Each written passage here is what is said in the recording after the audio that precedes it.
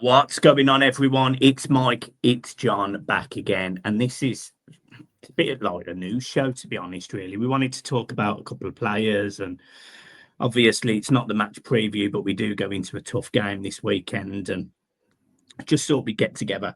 Before we start, big shout out to Flyers, our sponsor, who have supported us, and they are obviously supporting us for our night with Neville Southall on the 6th of February. Tickets are now on sale, and there is very few early release tickets left, so make sure you go over to the link at the top of the description and go and get your tickets. John, how are you? You all right, mate?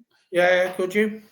Yeah, I'm sound. I was disappointed by the news, that we're going to talk about in a minute, but I was disappointed. So I know you've done a bit of digging, haven't you? You've done a bit of work on it, and you've got his injury record in front. But it's obvious we're going to talk about Jared Branthwaite and these injuries. What's going on, mate? Well, listen, it comes across to me like he's going to be one of these injury-prone players, and so already had an operation on a groin injury. Now he's had the operation on his hamstring, which you'll have to excuse the glasses. I've lost mine, so these are Lisa's. I can't find my glasses anywhere. That is brilliant, by the way. So the 2021 season, he was out for 47 days and missed 13 games with an ankle injury. The 21-22 season, another ankle injury, but he had surgery this time. Another 33 days. 22-23, he was out for 27 games. 27, 28, 29, 31, 41. 49 games all in all in the 22-23 season. He missed. One was fitness, one was an unknown injury, the other one was a hamstring injury. And then 24-25, he actually missed 59. What's that? 110, 120, 138 days he missed in the 24-25 season. 2 of them was a groin injury. He missed 59 days with a groin injury, 18 days with another groin injury, sandwiched in between that before he got another groin injury. He had surgery on the groin. And then obviously we've got the 25-26 season up to date. It's a hamstring injury, which we now know he has had surgery on. Up to now, he's missed 72 days with that. So when you go back from the 2021 season to the 25-26 season, he's missed 13, 16, 18, 20, 25, 30, 40, 50 games he's missed. Yeah.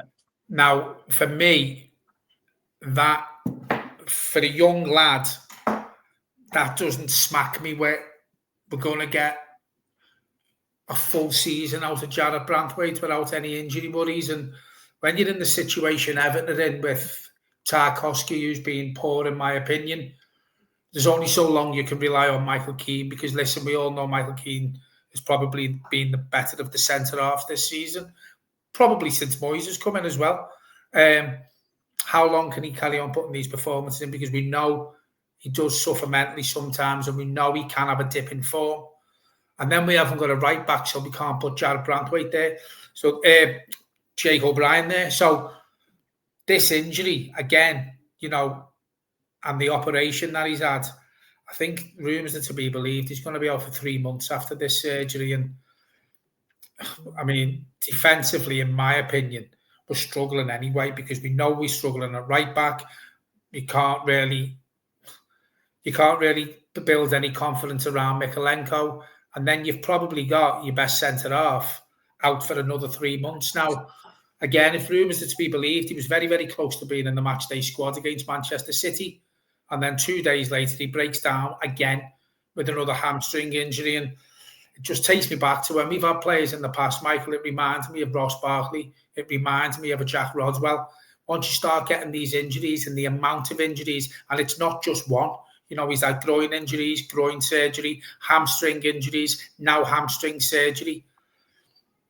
Can we really count on him? And I've seen a few people saying on social media, should we have cashed in on him last summer, knowing his injury record? Because it's not just this season that he's had an injury record. I've just reeled it off. So the club are aware that he is prone to injuries.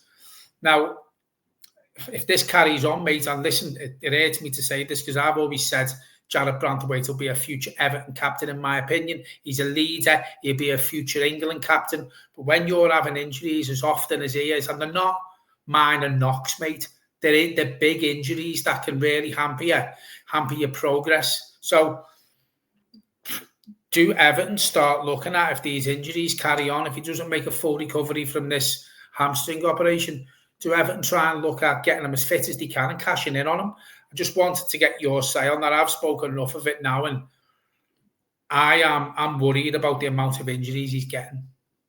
Yeah, and it's always difficult, and this is where I try to take the fan, the player, and the person, right? And that sounds really weird, but there's three caveats to this.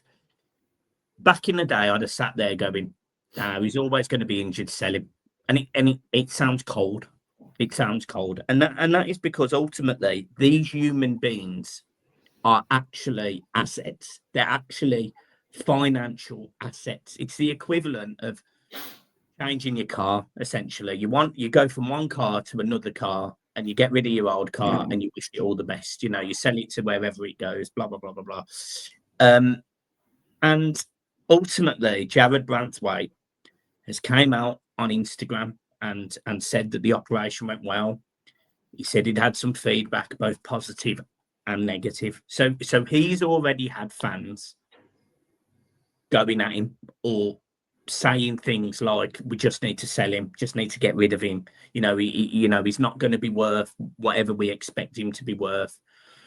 But then you have to remember, as an Everton fan, we're looking into a club and we're wanting to go forward. And do you want to be paying the wages of a player that is constantly injured? And that's the problem in all of this. There's a human element, there's a financial element, and there's a fan's emotional element. For me, every time Jared Branthwaite has put an Everton shirt on, he's been top draw. I can't think of a game he's let me down. I can't think of a game where he's let us down. And ultimately, you know, when he's running at pace, he's able to cover him behind. He's be able to mop up the issues that Tarkowski's had and various others have had. And he's done a fantastic job. Future England captain, future Everton captain, all of those positive things. But then you have to look at it from a business perspective. And this is where it gets cold. Jared Branthwaite is probably no longer worth £80 million. 70, 60, 50 is probably worth now, and it sounds awful to say, 30 or 40 million. And there'll be Everton people in that board that will go, we should have sold him. And that's because he's an asset, and they forget that human element. This is so difficult, you know, because if it was a player that I wasn't so bothered about, you would be colder. You would be like, I'll just sell them or send them back if they're on loan or whatever. But Jared Branthwaite has certainly earned his stripes. He's worked hard to get into this Everton team. He, you know, went out on loan and excelled and come back. And I've got to be honest, right? Taking everything out of it, I'm absolutely gutted for him. I'm absolutely gutted for him because, you know, you don't choose to have an hamstring tear or need an operation. You don't choose any of these injuries. You know, no one wants to be injured, but he is. And then you've got that asset protection, the support that Everton have got to give him. So to answer your question, John, I don't really know what to do in this situation. I don't know what Everton should do. I don't know what's right, what's wrong. But, you know, you could potentially cash in the summer, and somebody will pay big for him still, you know, relatively big. Or you try and nurse him through it like we did with Calvert-Lewin, and you get him playing more games, playing more regularly. And Calvert-Lewin, to be fair, he hasn't broke down since. Dyche did, to be fair, a decent job at getting him through all of that. I kind of hope that happens with Jared. I kind of hope that this season, almost until January, is a bit of a write-off for him, or February, or whenever he comes back. And he comes back slowly, and we get the best of Jared Branthwaite next season at this point. Because I know, as bad as this sounds, he's not coming back until after Christmas. We're going to have missed him for at least 20 games of this season. Well, he's 23 years of age with that injury record. And listen, I'd love Jared Branthwaite to prove his fitness. But when you've had this sort of operation he's had, and rumours are going around, it's 3 months out. It's not just 3 months out; it's 3 months to recover from the operation. Then you can't rush him back. You can't rush someone back with a hamstring injury. You look years gone by. Jack Rodwell was a perfect example. Michael Owen. Hamstring injuries probably finished Michael Owen's career early because he was constantly getting them. Now, for 23 years of age, again, I'll say it again, it's a lot of injuries, but Jarrad Branthwaite was linked with moves away before he signed his new Everton contract. I think Liverpool were in for him. So obviously there was big clubs in for him. Now, let's be honest about it. If you're a big club now, and you're the manager of a big club, and you're the owner of a big club, would you still try and sign Jarrad Branthwaite at this point? Probably not. And this is the thing. So because of his injury record, we're probably going to have to take a hit. When he signed that new contract, Michael, right? He was playing really well, and then the injuries have come back again and hampered his progress. And when you look at Jarrad Branthwaite and Everton, mate, it's never really been a smooth ride, has it? As you quite right with what you say, we've never seen him have a poor game. And again, I'll say it before you've just said what I said. Future Everton captain, future England captain, if he'd stay injury-free, he could be the best English centre-half if he could stay injury-free. And I hope to God he does, because if he does, we know what sort of player we're going to have. Yeah. But it sounds stupid, but if you look at the build of Jarrad Branthwaite, it took them years to see why Michael Owen was getting injured. And it was the way he ran. It was the way he ran. And then he had to get special boots made for him with a special instep and insoles in them and stuff. Maybe that's something that Everton need to look at as well, because it seems to me he's not getting a prolonged run in the team, and it's injury after injury after injury, groin, ankle, hamstring. It's. I know it sounds stupid saying this, but it's all to do with the running, isn't it? All them injuries hamper you running. If you've got a head injury, you're out for a couple of weeks, you can put a thing on, you can play with it. But the injuries he's getting, he's not getting any other injury apart from injuries that stop him playing. And you can't rush him back. And maybe we have rushed him back in the past, and now we do need to nurture him, as you're quite right with what you pointed out to me on the phone yesterday. You look at the injuries Calvert-Lewin had at Everton. Since he's gone to Leeds, I don't think he's missed a day's training. So maybe we did do something with Calvert-Lewin, right, is not rushing him back towards the end of his Everton career, taking our time with him. And I think we're going to have to do that with Jarrad Branthwaite, mate, because we can't afford to rush him back when you've got an aging Michael Keane, an aging Tarkowski, and we've got our other centre-half having to play at right back. So, as you're quite right with what you pointed out, he's probably going to miss 10, 15 games from now till Christmas. But we weren't banking on bringing another centre-half in, Michael, because every video we've done, we've spoke about a right back, we've spoke about a striker. It looks like now we're probably going to have to bring a centre-half in if we don't get a right back. I mean, for me, a right back is a definite. It's got to happen. So then if that happens, then you can sort of maybe not chase for a centre-back as much because you got Jake O'Brien to play there. But God forbid, if one of the other, I know it sounds negative, but if one of the other centre-halves get fit, injured, that leaves you with two centre-halves. So then you're looking short there, aren't you? And when you look at our defence now, mate, we spoke about this the other night on the video. Midfield, we have no problem with. No problem whatsoever. Attacking, ball winners, creative players. We've got them in abundance in the midfield. Defence does put the shits up here a bit. And up front, that speaks for itself. We've spoke about that enough. But now we've got another injury to Branthwaite. We only need one more injury, mate, in that back line. And we're in shit. We're in shit creek without a paddle, mate. Yeah, look, I completely agree, and I think there is a problem. I think I mean, how bad, right? How mad is this to think? If we hadn't signed Michael Keane, we could have been in real trouble this season. Not real trouble defensively. It's crazy how it works out, but you're right. And you look at the positions we need, John. I completely agree with you. I think we need 2 fullbacks. We definitely need a striker, because all of the creative stuff that you've just talked about is a waste, if I'm being honest. Because if you ain't got a striker that can put the ball in the net, it's a real problem. So you need a striker. You need two right and left back, and you probably do need a centre half.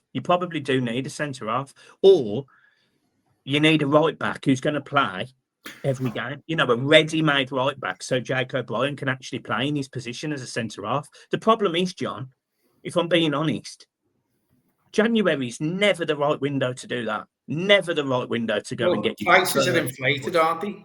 Yeah, I mean, I honestly, I honestly don't. I honestly don't know how. I mean, it sounds awful, but I actually don't know how you fix it.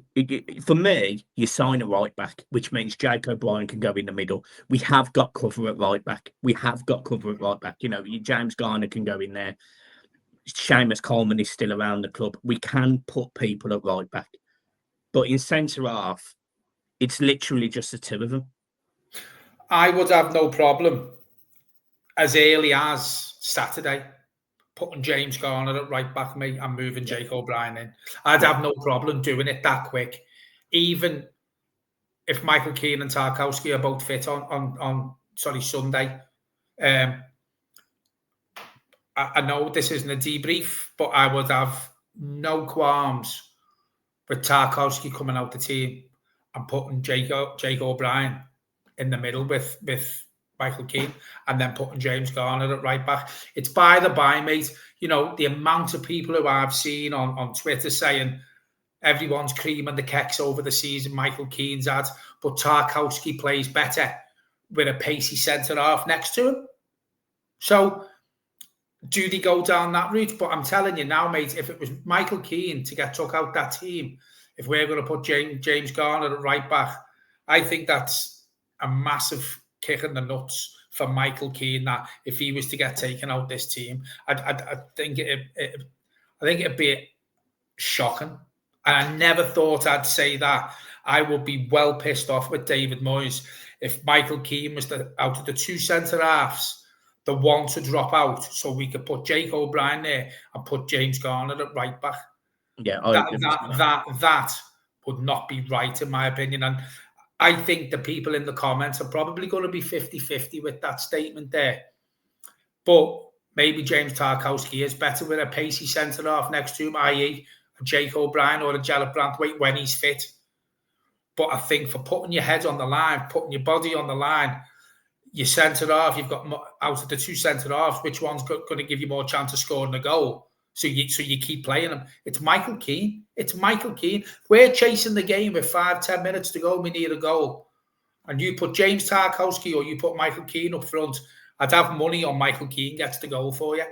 So I actually think, and I never thought I'd say this, Michael Keane's undroppable. So if that's the case, Jake O'Brien does move into the centre-half position. For me, he takes Tarkowski's place, because I would, as early as Sunday, I would put James Garner at right back, mate. Yeah. Because you look at this Spurs team, mate. They hit you fast, they hit you on the break. They've got pace. We've seen how Jake O'Brien struggled at right back with Somerville. We've seen that. Doku, until we doubled up on him, which we said on the phone he should have been doing, and he done that. Doku ended up getting taken off. Yeah. Now, Tottenham hit you with pace. They've got pacey wingers. They've got skillful wingers. And again, this isn't an indictment on Jake O'Brien. All this is when you've got someone who's running a pace at him and they tend to go one way, then the other, he struggled, and we've seen it. It's not a pick on Jake O'Brien. It's a fact. We've seen it with Somerville. We've seen it with Doku. It's a fact. If he's got pace running at him, he struggles. And I think James Garner would be a better reader of a game at right back than what Jake O'Brien would be. Yeah, I don't disagree. Yeah. Tough one, mate. It's a tough one. The other thing I wanted to mention was just some news around a striker. Ivan Toney has come out and said that he'd be keen on coming back to the Premier League in January to try and get a move into the England team.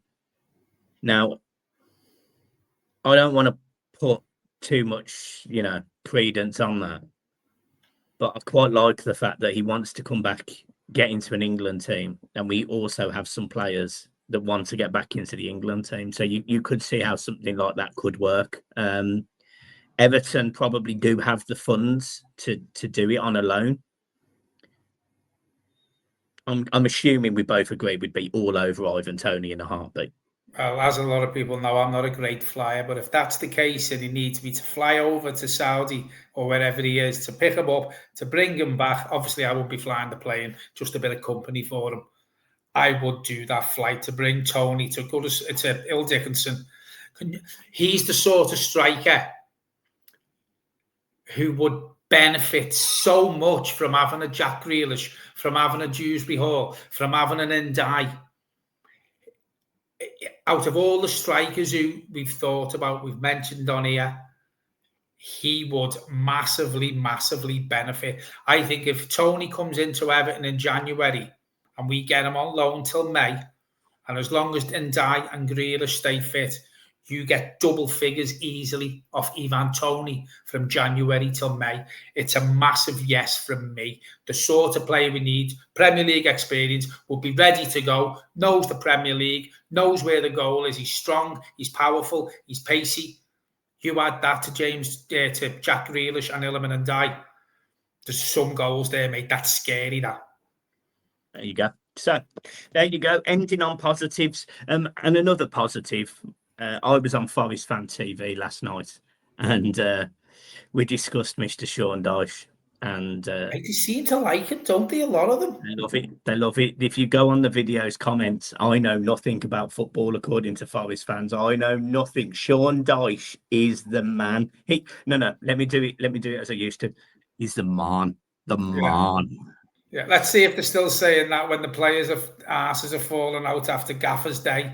And, it's the nuts and bolts and it's the grass and all that shite that he comes out with. Let's see if they're still saying the same thing. Yes, listen, it might be brilliant at first. It might be brilliant. But it's turgid, mate. 12 months. I'm telling you. Go on, Bob. 12 months. That's it. 12 months. That's as good as you get. Yeah. I don't think you'd even get that, mate. I don't even think you get that. And do you know what's worse? Because I said this. I think they're 18th in the Premier League. They've got. Well, he'll keep them up. He'll keep them up. Mate, but let's be real. They're never going to go down, are they? No. I mean, if you look at Forest and then you compare them to Wolves and you compare them to West Ham, Forest aren't in danger of going down anyway. I can't believe. Right? I can't believe that instead of going for a manager who, they've got European football and they could do well in that league. I can't believe they've not gone for a manager who, Roberto Martinez, somebody like that. I can't talk to was it Mancini or someone like that? Yeah. I can't. It's almost like, I said this on this video, but it's like settling to stay up, even though you're going to stay up. I think they've gone for the cheap option, because if you look at how much Mancini would have cost them, it would have been a lot more than what Dyche is on. I think they've gone for the cheap option. But as you say, they were never going to go down anyway. They spent £150 million in the transfer window. I think Andrew's last game, I think £115 million of that talent was left on the bench. So, I'd keep Notts Forest up with that, with the amount of money they've spent and the quality that they've got there. Because let's be honest about it, they've got a very, very, very good squad. If you look at the teams who are going to fight relegation and you compare them to Forest are streets ahead with quality. So I would have kept them up. I still think Forest, even with where they are in the league, they're 9 points off a European spot. Now, I'm not saying Forest are going to get in Europe. It won't happen with Dyche there. But they could still fight. They could still fight for Europe. They're not even out of it. Like when Gerrard went to Villa. No, when Gerrard left Villa and they got Emery, Villa were in a worse position, and then we got them into Europe. So yeah, mate. Anyway, look, this isn't a Forest. Emery and Dyche. I've been absolutely roasted on Forest Fan TV, guys. So look, Couldn't get be a nicer yourselves club over to go there down, could there? and get me some love. Give me some love, because trust me, I'm not allowed in Nottingham anymore. You'll be pleased to know. I'm not allowed. Sure, Dyche will be allowed in Nottingham after 12 months anyway. So Mate, he lives there. He lives over the water from the stadium. It's literally, I've seen his flat. well, he'll be floating in that water in 12 months. Brilliant. Right. Anyway, we will see you soon. Make sure you hit the like and subscribe. Make sure you buy a ticket to the event with Neville Southall. As I say, early release tickets. There is a very, very, very, very small number left. So get them, is my advice. Until then, we'll see you in Flyers on Sunday, and we'll see you for the match preview Friday. And we might do a video tomorrow, depending on what's going on. Up the toffees.